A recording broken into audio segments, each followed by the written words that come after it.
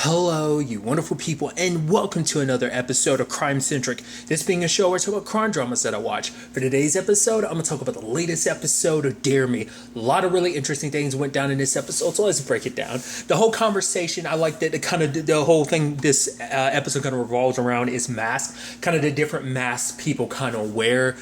They kind of hide who they really are kind of underneath, and kind of the whole point is to not let people see what's underneath. Because everyone throughout the show kind of is wearing a different mask, and I think it's kind of interesting. Well, first of all, there's that interesting situation where you have obviously the girls are still partying at Colette's place, and then there's this whole situation of her husband coming home almost being like these kids. I was wondering, I was like, is this literally, he's like, oh, is this the after party? So I was like, oh, is it the next day? But it seems like it's every day, apparently, the way he talks about it later on.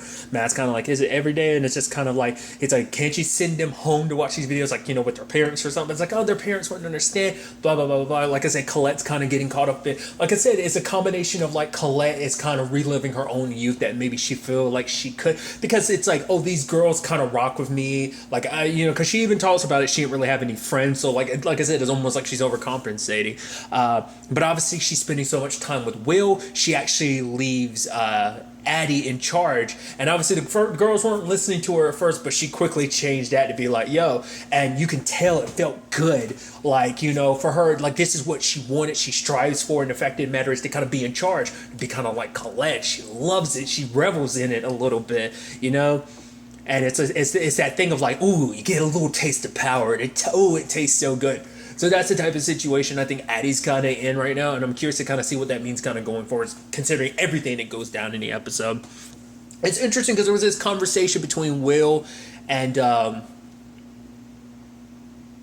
Colette. It's an interesting conversation where it's like, yeah, they've been having all this fun and stuff, but then it comes a question of because he was like, what is it like to have everything you ever wanted? Because he's like, I've never had that before. Because for him, it was a whole conversation about what their situation is, because it's a combination of their past plus where things are between them. Because obviously Colette and Addie had talked about it before. Because for her, she enjoys it because she feels free. She's not tied down to anything. For her, it's not like a thing of her and Will are going to be we're going to be together forever after this, I'm gonna leave my husband for you. It doesn't seem like it's that situation. It's just I feel free. I don't have to be tied down to my husband or my babe. I get to just be free, because she feels like she talks about it later on, she feels trapped, but the fact of the matter is, and she's like, oh, I should quit, but Addie's like, no, I'm not gonna let you quit, because obviously between you and Will, it's Addie kind of feeds into her bad behavior, and that just kind of, I think Colette just uses that as an excuse to kind of condone her own actions and stuff like that. I don't know. Like I said, regardless, obviously because she was spending so much time with Will, she didn't pick up their child like she was supposed to. Matt is, I don't know why I call him Ryan. Matt got super pissed about it. Turns into a big old argument, because it turns into a thing of oh, the only reason why we're here is because of you. The fact is, he's like, oh, you wanted house. She's like, I didn't want this house. You wanted this house. Because for him, Matt wanted to kind of paint this picture of just kind of this perfect home, but for her it's all very suffocating, because the fact of the matter is she's bound by so much stuff, because it's the whole thing of because he's the fact is, it's almost you don't even want to spend time with me alone. It's you have all the girls over, almost you don't even want to be alone with me. And he's like, is that what that is? It kind of makes me feel that way. And it's just kind of because for her it's oh, I'm the one that always picks up our kid, what about you? He's like, my job schedule and stuff like that. It's oh, I get it, because you're a guy, suit and tie makes your job more important to mine and everything. It's got to be so easy, because for her, she's I got to be perfect all the time with, perfect smile and the family photos and this big house that you wanted and everything. And obviously, it's you got issues with Cassidy, I got issues with Cassidy, he's also my boss too. And then she says a line of just kind of it's like I said, it's so suffocating. She just feels screaming sometimes that she's trapped. And I think that's the first time she's ever said that. And that's that's going to definitely mean something, because it's so you feel trapped with me and our child. That's going to be an interesting. She's like, sometimes I feel like I can scream, and I'm like, ha. I was like, that's I don't know. It's a thing of you think too much about it. But obviously, like the actress who plays Colette, her name is Willa Fitzgerald. She was in the TV show Scream. I didn't know that. I didn't know she was in that TV show until like the first episode. Someone was like, "Oh, I missed Scream," and I was like, "Okay, so someone in this show must be from Scream," and it's her. Side note, she looks super young. Like I haven't brought that up. Like I looked her up. She's like 29, about to turn 30. She just turned 29. Sorry. She looks. I don't think she looks her age. I think she looks like she's mid-20s, if not even early 20s. Like I think she looks super young. Regardless, as me getting caught up in details, but regardless of all of that, the fact of the matter is, I know that's just like a turn of phrase, but just even her just saying, "Oh, I'm a Scream," I'm like, Scream. Like even though I've never watched the show, I just think that's fun. Regardless, like I said, I'm reading too much into it because it's a natural turn of phrase. But I'm curious to see what that means. Like I said, because everything fell apart because obviously they had this worked out system, but then she spent too much time with Will, didn't pay attention to what the time was, and he's even also like, no, he's like, no, let me help out, and she's like, no, stay here, wait till I leave, and then you can come out. And it's like, oof. Because this it's all, oh, it's so awesome, it's so much fun until the real world kind of smacks you in the face, and your little facade that you created, the little mask you created, it's like, oh, everything's okay, started crumbling, started causing issues between your marriage, so that's going to be something. At the same time, freaking Cassidy is taking both Tacy and Beth to therapy, and boy, oh boy, we thought Beth could put on the show. Holy shit, Tacy is so fucking manipulative. I don't know if she's on the same level as Beth, but she can give Beth a run for her money. I'm like, holy shit, look at you being manipulative. Tears welling. Oh, I could have died, borderline hypothermia. I mean, it's like, yeah, you were in a bad condition, but it's like, she's trying to make it seem like it was all on Beth. And it's like, I never laid it. And Beth was like, I never laid a hand on you. And even their dad being like, wait, she never laid a hand on you? She did with her mind. I was like, oh my God.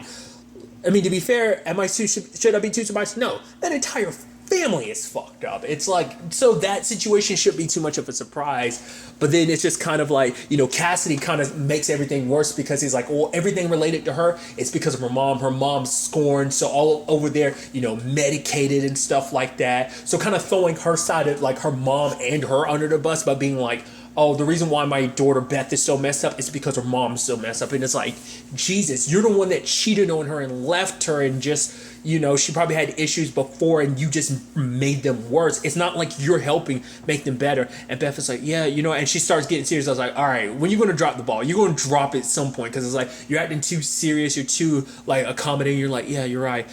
Lately I've been so confused since I caught you and mom banging. And Tacy's like, what? And he's like, all right, we're done. I'm like, oh my, because the fact is, it's like, because even the therapist like, you need to have more therapy sessions. He was like, no, we don't need to, and just kind of want to throw all this shade towards Beth and her mom. And it was like, not want to throw any your own way, not recognizing you're kind of the problem in this situation too, that you play your own role and all of you do. Like I said, it's interesting too, because literally the only person in all of this we haven't seen yet is Tacy's mom.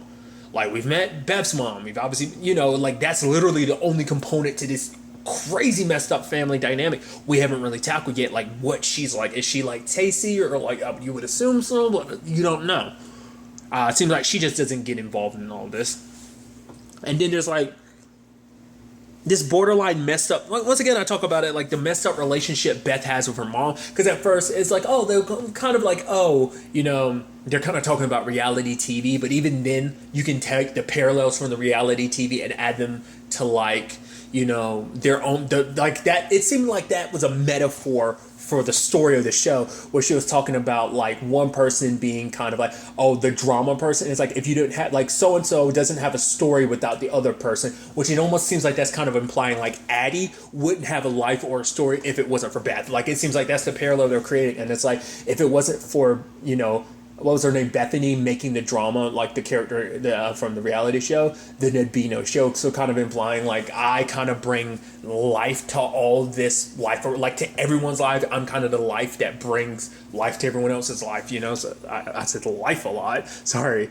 And so I don't know. But then later on, she finds her mom popping pills and is like, oh, is your back hurting again? I think that's kind of supposed to be like her mom's excuse just to pop pills. Like when something kind of has her really down, she'll be like, oh no, my back's hurt, I need to medicate. But it's probably more so like that's just, and it probably started off with just back pains, but obviously she got addicted, never got the proper help. Looks like Beth's dad isn't willing to give any help, so like I said, he wants to make it seem like everyone else is the issue, but once again, you play your own role in, it takes two to tango, three in this particular case. But then it turns into a whole conversation of like, you couldn't keep your mouth shut because obviously Tacy went off and probably ran her mouth to her mom about the affair and everything. And it's like, now he's not going to kind of like take care of us because it's like, I don't have money to go to physical therapy or pay the mortgage. It's like, go over there and apologize to him because it's like, and she's like, no, because her mom is like, you need to learn how to play the game. Like, the fact of the matter is, you basically, and it makes it, the way she talks makes it even seem like he's even worse. Like,